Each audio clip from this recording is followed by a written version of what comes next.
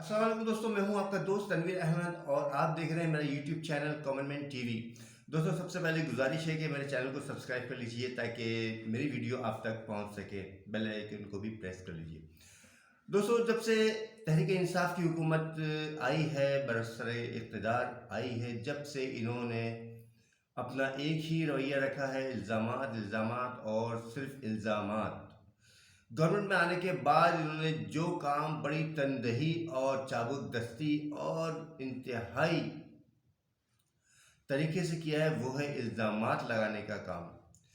Opposition रहनुमा शहबाज शरीफ पर दर्जनों के हिसाब से इन्होंने केस बनाए हैं, जिनमें आशियाना स्कैंडल, साफ पानी का केस और जाती उमरा रोड का केस, गंदे नाले का केस, 56 कंपनीज का केस, टीटीज का केस, लाहौर, इस्लामाबाद, पिंडी और मुल्तान में बनाई गई मेट्रो में कमीशन का केस और इसी तरह से टीटीज का, मनी लॉन्ड्रिंग का। ये तमाम केस इन्होंने बना तो दिए हैं, लेकिन इसको साबित करने के लिए आज तक कोई सबूत पेश नहीं कर सके हैं। दोस्तों, जो हुकूमत इक़्तिदार में होती है उसका काम, उसकी जो प्रायोरिटी होती है वो कुछ और होती है, लेकिन जो हुकूमत तहरीक इंसाफ की, पीटीआई की जो हुकूमत इस वक्त बरसरे इक़्तिदार है, इसकी जो प्रायोरिटी है वो कुछ और है। ये सिर्फ़ और सिर्फ इल्ज़ामात लगाकर खुश हो जाती है, उसको साबित नहीं कर पाती। दोस्तों, जो हुकूमत, पिछली हुकूमत थी तहरीक इंसाफ से पहले जो हुकूमत थी PMLN की, जब वो हुकूमत में थी तो उनके कोई केस हमको नज़र नहीं आते थे। किसी भी तरह का कोई करप्शन का मामला हमें नज़र नहीं आता था।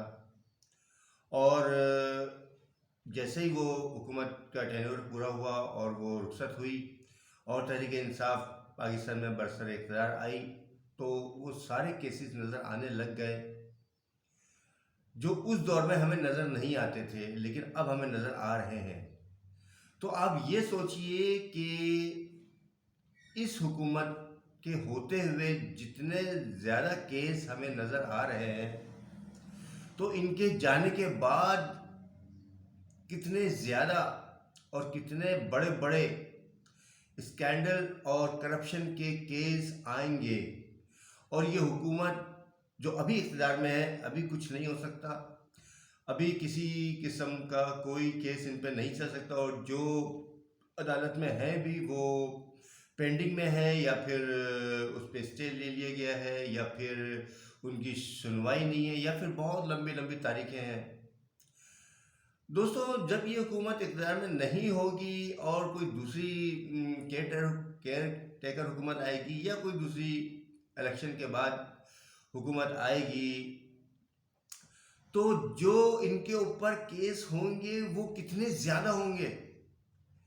मैं आज अपने ब्लॉग में सिर्फ आपको यही बताना चाह रहा हूँ कि इस हुकूमत के जाने के बाद इमरान खान किस तरह से उन सैकड़ों केसों का सामना कर सकेंगे जितने इल्ज़ामात वो आज दूसरी हुकूमत पर लगा रहे हैं, और आज तक एक पैसे की करप्शन साबित नहीं कर सके हैं।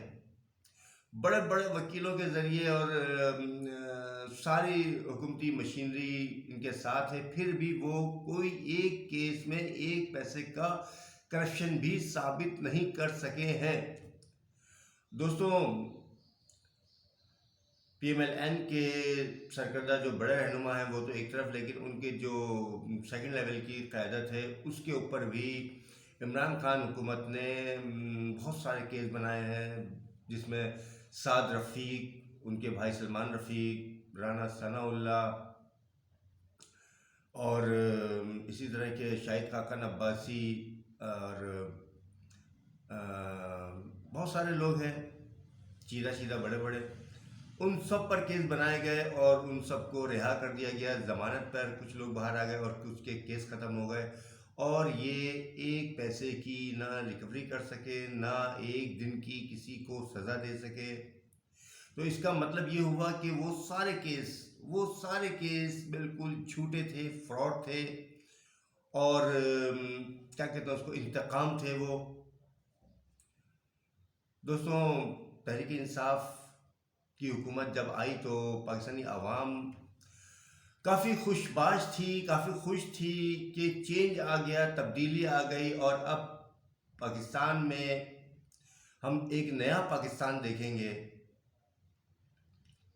جس کی شروعات ہو چکی ہے 2018 سے. لیکن آج 2021 کا اینڈ چل رہا ہے، اگلا سال 2022 ہے، اور اس کے بعد 2023 ہے جو الیکشن کا سال ہے. اس حکومت کے پاس صرف اور صرف 1 سال کی قلیل مدت رہ گئی ہے جس میں وہ عوام کو کیا دیتے ہیں، کتنا دیتے ہیں، کیا ڈیلیور کرتے ہیں، کتنا ریلیف ملتا ہے عوام کو، یہ اس 1 سال میں بتانا ہے حکومت کو. لیکن عمران خان بغض نواز شریف میں، بغض شہباز شریف میں اس قدر سٹیا گئے ہیں کہ وہ اپنی اس پرفارمنس کو دکھا ہی نہیں پا رہے جس کی عوام توقع کر رہی تھی. وہ صرف اور صرف پی ایم ایل این کی قیادت کو جیل میں ڈالنا چاہتے ہیں اور اسی کو اپنا کارنامہ گنوانا چاہتے ہیں. ان کو سمجھ لینا چاہیے کہ ان کی یہ پالیسی، ان کی یہ سوچ فلاپ ہو چکی ہے، کیونکہ پاکستانی عوام نے ان کو دکھا دیا ہے آئینہ. پشاور کے پی کے بلدیاتی انتخابات میں ان کی بدترین شکست اس بات کی کماسی ہے کہ عوام نے ان کے اس بیانیے کو کہ چور چور چور کے بیانیے کو مسترد کر دیا ہے. عوام چاہتی ہے اپنے لیے آسانی اور سہولیات. خیبر پختونخوا کی 8 سالہ حکومت میں ایسا وہ کچھ نہیں کر سکے، تحریک انصاف کی حکومت ایسا کچھ نہیں کر سکے کہ ان کے ووٹ ان کو پڑتے اور انہوں نے ان کو یکسر مسترد کر دیا ہے. تحریک انصاف کو سوچنا چاہیے کہ جس کا کوئی ثبوت نہ ہو، جس کی کوئی اتھینٹک کرپشن کا کوئی ثبوت ہی نہ ہو، تو اس پر اپنا ٹائم ضائع کر کے پاکستانی عوام کا، پاکستانی عدالت کا ٹائم ضائع کر کے انہیں کیا مل رہا ہے، یہی ٹائم وہ عوام کی فلاح و بہبود پر لگائیں. لنگر خانے اور پناہ گاہیں نہ کھولیں، بلکہ عوام کو روزگار دیں، جیسے کہ انہوں نے وعدہ کیا تھا کروڑ نوکریوں کا اور گھروں کا اور نئے پاکستان کا. بہت سارے وعدوں کے ساتھ انہوں نے اس مملکت خدا داد میں حکومت کی تشکیل کی، اپنی ٹیم بنائی. 22 سالہ 25 سالہ جدوجہد کے بعد انہیں ایک ایسا موقع ملا اس قوم کو سدھارنے کا، اس قوم کو بنانے کا، اس قوم کی تعمیر نو کرنے کا.